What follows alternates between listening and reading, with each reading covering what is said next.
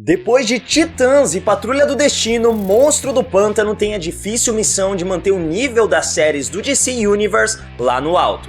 E pelo que deu pra gente perceber por esse primeiro episódio, conseguiu.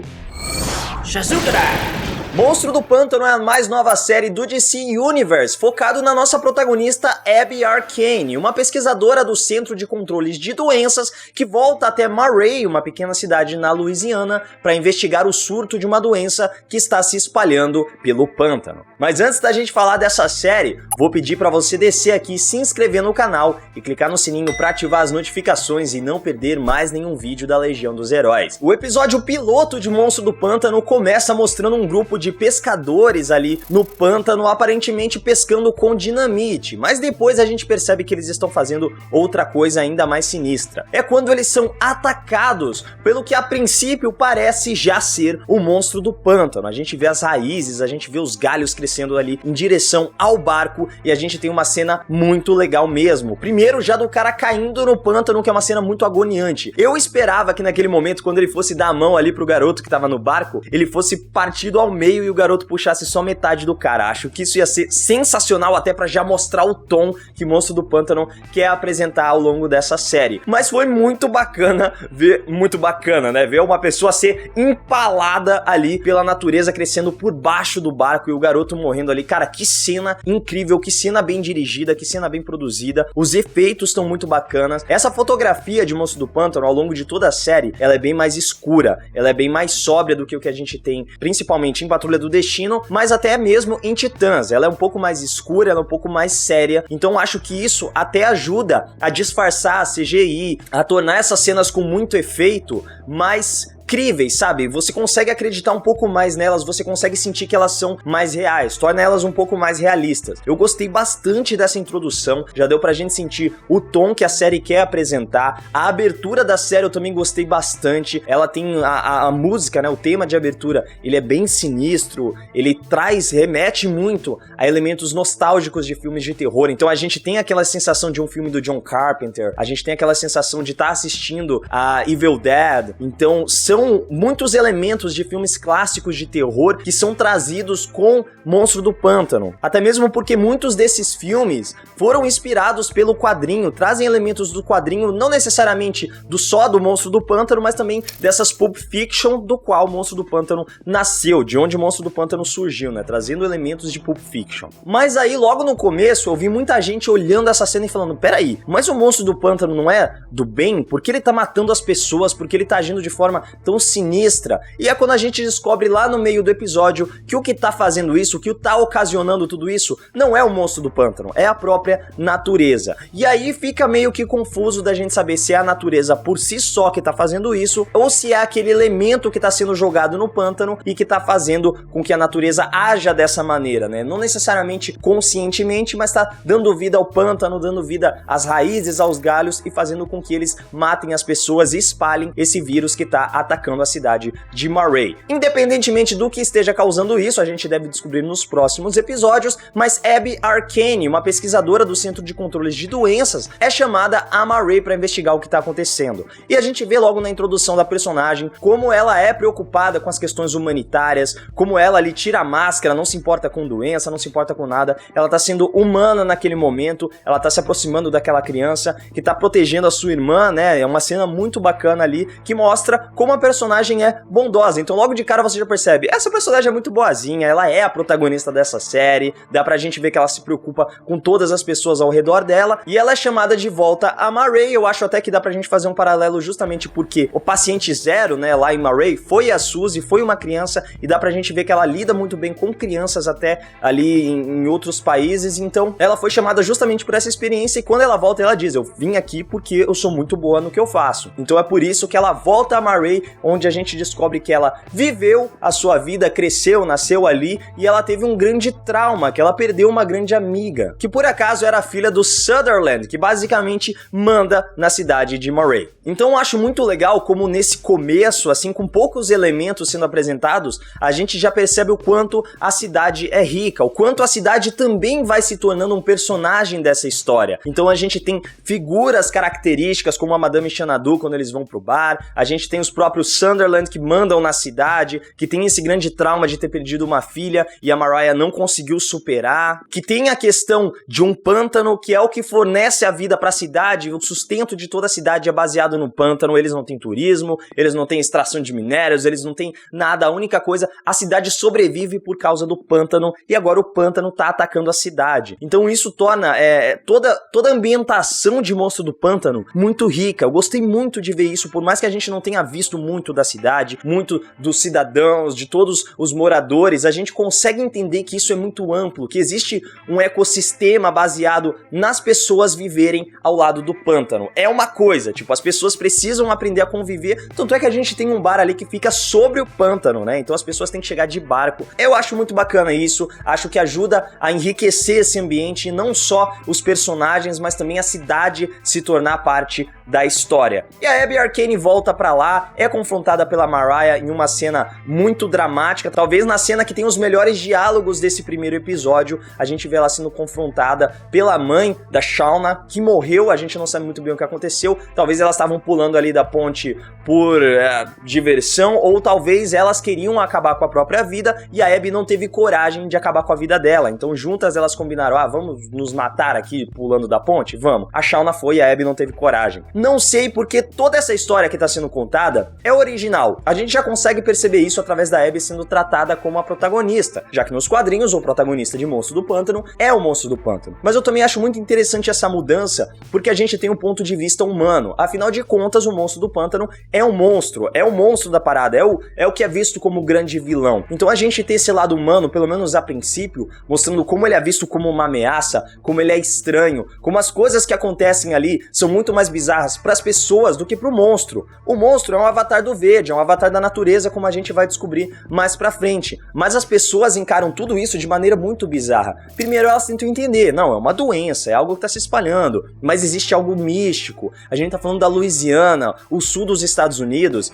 ele é sempre cercado em mitos, cercado em lendas, é muito misticismo envolvido. Muitas obras dos quadrinhos tratam esse sul dos Estados Unidos, Nova Orleans, Louisiana e tal, como um lugar místico, um lugar onde existe uma força sobrenatural muito mais forte do que em qualquer outro lugar do mundo. Então isso também é um elemento muito bacana que a gente vê nas histórias do Monstro do Pântano e parece que é o lado que a série quer levar também. Mistura um pouco com a ficção científica, com a ciência, afinal de contas a gente vê que existe um elemento sendo jogado no pântano, que é o que aparentemente está fazendo com que essa doença se espalhe, é o que aparentemente está fazendo com que o pântano reaja de algumas maneiras que a gente não esperava ver a natureza reagindo. Então eles estão misturando um pouco de ciência, mas eu acho que o misticismo vai ser trazido à tona também. Até porque a gente tem a presença da Madame Xanadu, que nos quadrinhos está muito relacionada com diversos personagens ligados ao ocultismo, ao misticismo, como a Zatanna e o Constantine. Então são personagens que estão diretamente relacionados também ao Monstro do Pântano e que eu torço muito para que em algum momento a gente veja sendo citados, aparecendo de alguma maneira, para que a gente possa ter talvez uma série aí da Liga da Justiça Sombria, apesar de existir um filme aí no horizonte que nunca surge, né? Então, que pelo menos eles consigam utilizar esses personagens no DC Universe de alguma maneira. Agora, a Abby, de volta a Amma Ray, entra em contato com um certo Dr. Alec Holland. Pra quem já conhece o personagem dos quadrinhos, sabe que Alec Holland era o cientista que estava trabalhando em uma fórmula que faria com que a vida vegetal crescesse em qualquer lugar, que podia erradicar a fome no mundo, mas alguns pesquisadores não ficam contentes com isso, ficam com inveja dele e decidem destruir o laboratório, e nesse processo o Alec Holland é morto. Morto porque eles pensam que ele morreu, mas na verdade ele caiu no lago, foi salvo já que o lago acabou se ligando a ele e se tornou o Monstro do Pântano. Esse ser consciente que surge quando a natureza, quando o verde precisa de um representante. Então quando a natureza percebe que alguma coisa está ameaçando a sua existência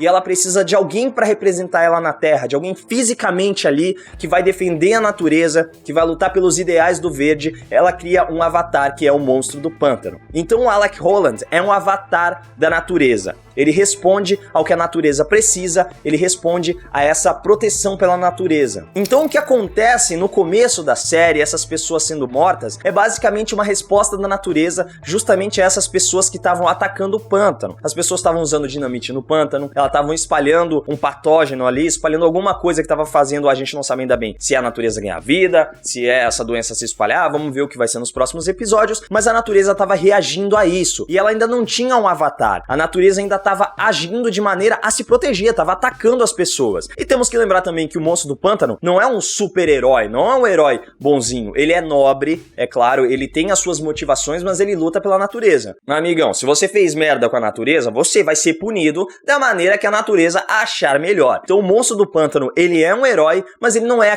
aquele cara benevolente. Ele é justo, ele é sábio, mas ele não é o herói de capa e, como a gente espera, com os ideais de bondade e justiça, como é, por exemplo, o Superman, um Capitão América. Mas eu achei legal que eles conseguiram desenvolver a relação entre a Abby e o Alec Holland, antes dele se transformar no monstro do pântano. E é uma relação que funciona muito bem, ela funciona de maneira natural, porque a gente vê o Alec Holland como esse cara fanático pelo que ele faz, como esse cara que é doido pelos estudos, que é um biólogo interessado, que vai a fundo no que ele tá fazendo. Como existem pessoas assim, a gente conhece pessoas assim, que são empolgadas com o que elas fazem. Então o Alec Holland é desse jeito, ele não liga de ser expulso, de ser ameaçado. Ele fala, não, eu preciso disso aqui, dá licença, amanhã eu te vejo de novo, viu? Você tá me expulsando aqui, mas amanhã a gente conversa. Gostei muito da personalidade que eles deram pro Alec, gostei muito da Abby também, e a maneira como eles funcionam muito bem juntos. Os dois têm um passado sombrio, os dois têm alguma coisa que eles estão escondendo, os dois têm os seus traumas, e eles vão pra Marray justamente como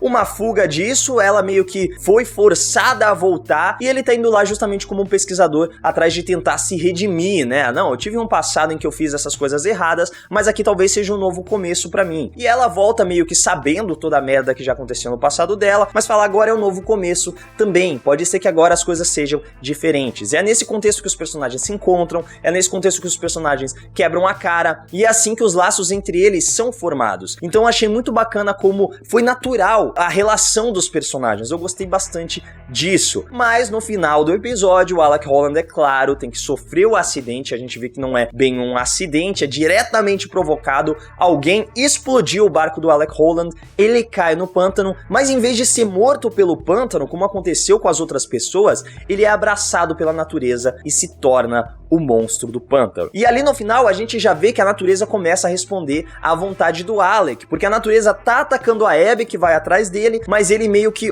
controla a natureza ali e faz com que os galhos, as raízes voltem e ela possa escapar. Uma coisa que eu achei muito legal é que a gente não viu o personagem falando ainda. Nos quadrinhos, o monstro do pântano se comunica normalmente, depois da primeira história. Porque na primeira história o personagem não falava. E era isso que deixava um dinamismo muito bacana, muito com cara de pulp, com cara de filme de terror antigo, filme de terror B. Porque o monstro, ele é uma boa pessoa, ele é um bom ser. Só que ele não consegue se expressar e as pessoas têm medo dele por causa disso. Eles não sabem qual é a intenção dele, eles não sabem o que ele quer fazer. É um monstro gigante com uma aparência aterrorizante, que eles já viram as pessoas sendo mortas pela natureza, então a primeira associação que eles fazem, a pessoa morreu ali, ela morreu com um monte de raiz saindo de dentro dela. Tem esse monstro aqui que é feito de raiz, é feito de folha, é feito de galho, foi esse monstro que matou ela, com certeza. Então isso, se ele não falar ao longo da série, vai criar esse dinamismo muito bacana do personagem. O monstro do pântano é um personagem triste,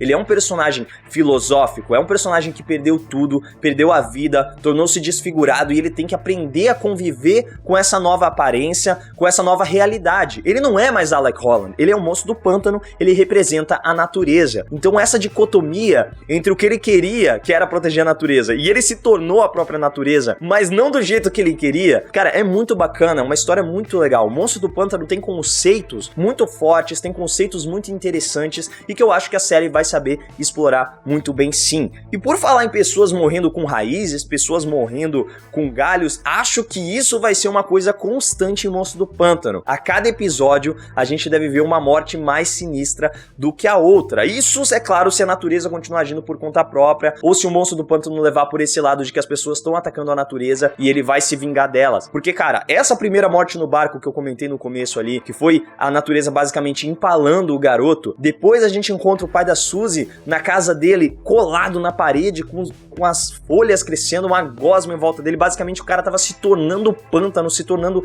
natureza. Também foi muito forte. E aquela cena no necrotério, rapaz, ela pode ficar figurar entre algumas das cenas mais marcantes dos filmes, das séries, de qualquer produção de terror. Me lembrou muito A Coisa do John Carpenter também. A gente falando de John Carpenter, né? Dá pra ver que essa série bebe muito dessas inspirações, como a gente já falou, só que essa cena do necrotério foi muito A Coisa do John Carpenter. Na verdade, é um enigma de outro mundo, né? Que é chamado a produção do Carpenter mesmo. Depois a gente teve alguns remakes que chamaram de A Coisa. Então o pai da Suzy ali sendo dilacerado pela natureza crescendo e a natureza tomando todo o necrotério e os vidros quebrando e os galhos e as raízes se espalhando pela sala. Cara, que cena absurda. Foi fantástica aquela cena, mais uma vez mostrando o quanto essa série quer trazer essa pegada de terror, quer trazer essa pegada do suspense, do desconhecido, o que eu acho muito bacana. Aliás, esse é o tom de toda a série, eu não comentei muito sobre isso, mas a série, é claro, ela tem um tom às vezes mais leve por causa dos personagens. O Alec Holland é um personagem mais leve, apesar de que agora a gente não vai ter mais de Alec Holland, então ele trazia um pouco mais de leveza, um tom mais bem-humorado. A Abby também, quando se relacionava com ele, quando ela conversa com aquela amiga, com a Liz Tremaine, na verdade, que é uma jornalista que também existe nos quadrinhos, né, quando elas conversam no bar e tal, traz um pouco mais de leveza pra essas relações, mas no geral, o clima da série é bem pesado, é bem obscuro, então dá pra gente ver como a DC Universe tá sabendo diferenciar o tom das suas séries. Não é porque Titãs funcionou sendo violenta, sendo o pé no chão, que Patrulha do Destino ia funcionar. Então Patrulha do Destino trouxe a loucura, trouxe o absurdo, trouxe o bom humor. Mas não é porque isso funcionou lá em Patrulha do Destino que Monstro do Pântano também tinha que ser assim. Então eles estão sabendo respeitar o tom de cada personagem, o tom de cada produção. Isso é muito bacana, não estão se deixando influenciar porque funcionou aqui, vamos replicar nessa nova série. Eles estão dando espaço, estão dando tempo, estão dando o tom de cada um dos personagens, de cada uma das produções. Eu tô achando isso sensacional. Achei as mortes, achei o impacto das mortes muito grande aqui em Monstro do Pântano, os personagens sendo apresentados, fazendo referência a personagens clássicos dos quadrinhos. Então a galera que já é fã, quando apareceu o Matt Cable ali, quando apareceu a Liz Tremaine, quando apareceu a Madame Xanadu, certamente já ficou, caramba, eu sei disso,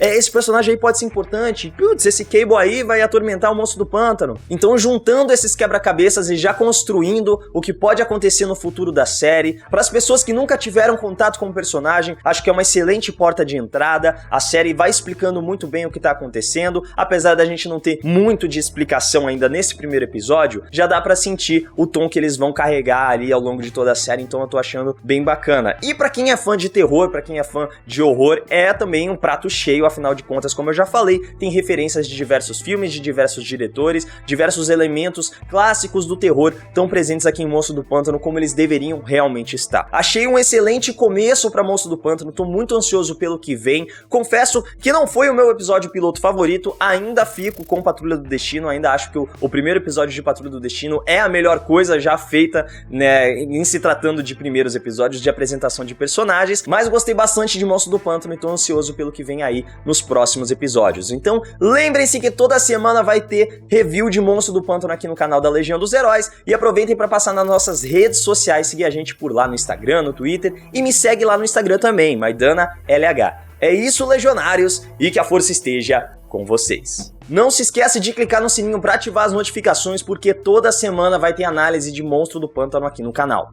E aproveita para clicar no sininho. Eu já falei. Não se esquece de clicar no sininho, que isso ia ser muito da hora mesmo. Da hora. E aproveita para clicar no sininho. Acho que isso ia ser, da hora mesmo. Da hora mesmo.